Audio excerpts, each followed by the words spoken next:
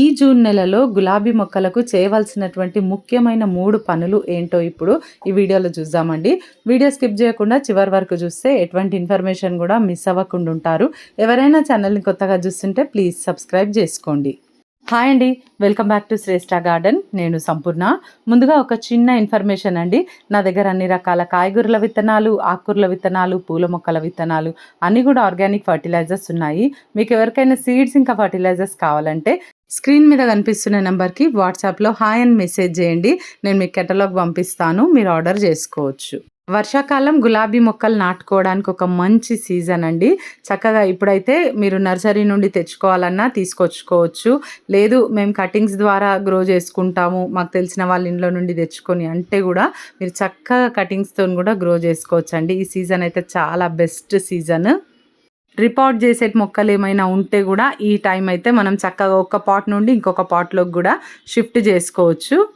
గులాబీ మొక్కలు ఒక పర్మనెంట్ ప్లాంట్స్ అండి. చక్కగా మనం ఒకసారి నాటినామంటే కొన్ని సంవత్సరాల పాటు అయితే మనతో ఉంటాయి. అలాగే ఇవి చాలా సెన్సిటివ్ ప్లాంట్స్ కూడా. మిగతా మొక్కల కంటే కొంచెం కేర్ తీసుకోవాల్సి వస్తుంది గులాబీ మొక్కలకి. గడిచిన సమ్మర్లో కొన్ని మొక్కలు అయితే డార్మెన్సీలకు వెళ్ళిపోయినాయి, అస్సలు పువ్వులే పూయలేదు. కొన్ని మొక్కలకైతే అప్పుడు ఇప్పుడు పువ్వులు అయితే పూసినాయి. ఎందుకంటే షేడ్ నెట్ కూడా లేదు. నేను కొంచెం బిజీగా ఉండడం వల్ల కూడా వాటికి ఎక్కువ కేరింగ్ అయితే నేను చేయలేకపోయినాను. ఇల్లు కన్స్ట్రక్షన్ ఆ తర్వాత బాబు మ్యారేజ్ ఇట్లా బిజీగా ఉండే నేను. ఆల్రెడీ మన దగ్గర ఉన్న గులాబీ మొక్కలకి మనం ఎలాంటి పనులు చేయాలనేది ఈ వీడియోలో మీకు క్లియర్గా షేర్ చేస్తానండి. చూడండి, 2 గులాబీ మొక్కలు ఇక్కడైతే తీసుకున్నాను. అన్నిటికీ చూపించాలంటే టైం ఎక్కువ అయిపోతుంది కదా, అందుకని 2 ప్లాంట్స్ని నేను చూస్ చేసుకున్నాను. వీటికి అప్పుడప్పుడు పువ్వులు అయితే పూస్తున్నాయి. కాకపోతే ఇప్పుడు ఈ సీజన్లో మనం మంచిగా పువ్వులు ఎక్కువ తీసుకోవాలంటే మాత్రం తప్పకుండా నేను చూపించబోయే పనులు అయితే చేయాలి. ముందుగా చూడండి, ఇట్లా పువ్వు అయిపోయిన తర్వాత ఒక 2-3 ఇంచెస్ వరకు కిందికి మరి ఆ కొమ్మలను అయితే మనం కట్ చేసేయాలి. చూడండి, ఈ విధంగా పువ్వులు ఉన్నా లేకపోయినా కొమ్మలన్నీ కూడా బ్లైండ్ షూట్స్ కింద కన్వర్ట్ అయిపోయి పువ్వులు ఏవి కూడా రాకుండా ఉంటాయి. అలాంటి కొమ్మలన్నింటినీ కూడా పువ్వులు లేకపోయినా సరే ఒక 2-3 ఇంచుల కొమ్మల్ని ప్రతి దానికి కట్ చేయండి. ఇక్కడ చూస్తే కొత్త చిగుర్లు ఉన్నాయి, అంటే కొత్తగా గ్రోత్ వస్తుంది. అక్కడ నుండి మళ్ళీ మొగ్గలు పువ్వులు అయితే వస్తాయి. ఇంకొక చెట్టుకు వచ్చేసి మొగ్గ కూడా ఉంది ఒకటి, అందుకే నేను అది కట్ చేయట్లేదు. అయితే ముందైతే ఈ మీరు ఏవైతే ఉన్నాయో అవన్నీ కూడా కొమ్మల్ని కత్తిరించండి. ఒక 2-3 ఇంచెస్ వరకు కొమ్మలన్నింటినీ కూడా కత్తిరించిన తర్వాత ఏవైనా పిచ్చి మొక్కలు ఉన్నాయేమో చూసుకోండి. నా పాట్స్లలో ఎటువంటి పిచ్చి మొక్కలు ఏవి కూడా లేవు. తర్వాత ఒక 3 ఇంచుల వరకు అయితే పాట్లోని మట్టిని మనం తీసేయాలి.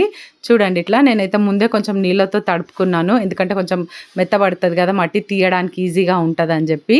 ఈ విధంగా పైన మట్టి అంతా కూడా తీసేస్తున్నాను 2 పాట్స్లలో కూడా. ఇదే విధంగా మీ దగ్గర ఎన్ని గులాబీ మొక్కలు ఉంటే అన్ని గులాబీ మొక్కలకు, ఆల్రెడీ మన దగ్గర ఉన్న మొక్కలకు, ఓకేనా. మరి కొత్త మొక్కలు తెచ్చుకున్నప్పుడు మనం ఎలా నాటుకోవాలనేది కూడా నేను ముందుకు వీడియోస్లో షేర్ చేస్తానండి తప్పకుండా. మరి మీరు కనెక్టెడ్గా ఉండండి. అయితే ఆల్రెడీ ఉన్న పాట్స్ అంటే ఉన్న మొక్కలకి మాత్రం ఈ విధంగా చేయాలి. పువ్వులు ఎక్కువ పూయాలంటే ఇప్పుడు మనం 2 పనులు చేసినాం. ఒకటి ప్రూనింగ్ చేసేసినాము, తర్వాత ఈ పిచ్చి మొక్కలు తీసేసి మట్టి అంతా కూడా క్లీన్ చేసినాం. ఈ 2 పనులు అయిపోయిన తర్వాత ఇప్పుడు మనము ఫర్టిలైజర్ ఇద్దాం. ఇక్కడ చూడండి, ఇది వర్మీ కంపోస్ట్. ఇక్కడ నేను ఒక్క పాట్కి 3 గుప్పెళ్ళు అంతా తీసుకుంటున్నాను. నా గుప్పెట్లో ఎంత వస్తుందో అంత నేను తీసుకుంటున్నాను. చూడండి, మీరు చూడొచ్చు. ఈ వర్మీ కంపోస్ట్ ప్లేస్లో మీ దగ్గర పశువుల ఎరువు ఉన్నా ఇవ్వండి, లేదు కిచెన్ కంపోస్ట్ ఉన్నా కూడా ఇవ్వచ్చు. ఈ 3 ఏదైనా ఒకటి, ఓకేనా. నెక్స్ట్ ఇది వేపపిండి, నీమ్ కేక్ అంటాం కదా, అది ఒక గుప్పెడంతా తీసుకున్నాను. ఆ తర్వాత దీనిలోకే నేను ఇక్కడ సీవీడ్ గ్రాన్యూల్స్ తీసుకుంటున్నాను, ఒక గుప్పెడని. చూడండి, ఇవన్నీ కూడా కంప్లీట్గా ఆర్గానిక్ ఫర్టిలైజర్స్ నేను ఇప్పుడు ఇచ్చేవి. వర్మీ కంపోస్ట్, నీమ్ కేక్, తర్వాత సీవీడ్ ఇచ్చినాను. ఈ ఫర్టిలైజర్ని ఇలాగ కలిపేసేయాలి బాగా. సేమ్ ఈ పాట్లో కూడా అదే విధంగా ఇస్తానండి.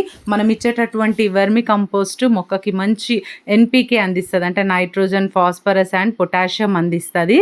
మరి ప్రతి 15 రోజులకు ఒకసారి వర్మీ కంపోస్ట్ మనం మొక్కకి ఇవ్వవలసిందే. ఆ తర్వాత మనం ఇచ్చినటువంటి వేపపిండి ఉంది కదా, ఆ వేపపిండి వచ్చేసి మట్టిలో ఎటువంటి పురుగు ఉండకుండా మరి అలాగే అదేవిధంగా ఫర్టిలైజర్ లాగా కూడా యూజ్ అవుతుంది. ఈ సీవీడ్ గ్రాన్యూల్స్ వచ్చేసి మొక్కకి మైక్రో న్యూట్రియంట్స్ అందిస్తాయి, సూక్ష్మ పోషకాలు మొక్కకి అందేలాగా చూస్తాయి అన్నమాట. ఈ జూన్ నెలలో ఇలా మనం ఫర్టిలైజ్ చేసినట్టయితే మన మొక్కలకి ఇప్పుడు వచ్చే వర్షాకాలం అంతా కూడా చక్కగా మంచిగా పూలు అయితే చాలా బాగా పూస్తాయి. మళ్ళీ వీటి రిజల్ట్స్ కూడా నేను మీకు చూపిస్తానండి. ఈ ఫర్టిలైజర్ ఇచ్చిన తర్వాత ఏదైతే తీసిన మట్టి ఉందో అదే మట్టిని మళ్ళీ ఒక పైన లేయర్గా 1 ఇంచ్ అంత లేయర్గా నేను ఇక్కడ వేసేస్తున్నాను చూడండి. ఇలా చేయడం వల్ల మరి ఫర్టిలైజర్ ఏదైతే మనం ఇచ్చినామో చక్కగా రూట్స్ బాగా గ్రహించుకుంటాయి. పైనుండి కూడా మట్టి తడిగా ఉంటుంది కదా, ఆ గ్రాన్యువల్స్ మనం సీవీడ్ ఇచ్చినాం కదా అవన్నీ కూడా తడికి మంచిగా మొక్క అబ్జర్వ్ చేసుకుంటుంది. ఈ విధంగా మనం హైబ్రిడ్ గులాబీలకు, నాటు గులాబీలకు కూడా ఇదే పద్ధతిలో అన్ని మొక్కలకి కూడా ఆల్రెడీ మన దగ్గర ఉన్న మొక్కలకి ఈ విధంగా చేయాలండి. ఇక వర్షాకాలం వచ్చిందంటే డ్రైన్ హోల్స్ కంపల్సరీగా చెక్ చేసుకోవాలండి. మీరు పాట్లో నీళ్ళు పోసిన తర్వాత మరి కొద్దిసేపటికి అవి మరి కిందకు వచ్చేస్తున్నాయి హోల్స్లో నుండి అంటే ఓకే, లేదు రావట్లేదు నిలబడుతున్నాయి అంటే మాత్రం హోల్స్ అయితే కరెక్ట్ చేసుకోవాలి. మళ్ళీ ఈ విధంగా వాటరింగ్ అయితే చేస్తే సరిపోతుంది. ఇదండి ఈరోజు వీడియో. మీకు ఇన్ఫర్మేటివ్ ఉందని నేను అనుకుంటున్నాను. నచ్చితే ఒక లైక్ చేయండి, తప్పకుండా ఛానల్ని సబ్స్క్రైబ్ చేసుకోండి, పక్కనే ఉన్న బెల్ ఐకాన్ క్లిక్ చేయండి. నేను వీడియో పెట్టగానే మీకు నోటిఫికేషన్ వచ్చేస్తుంది. ఈ వీడియో ఎట్లుందో తప్పకుండా కమెంట్ చేయండి. Thank you.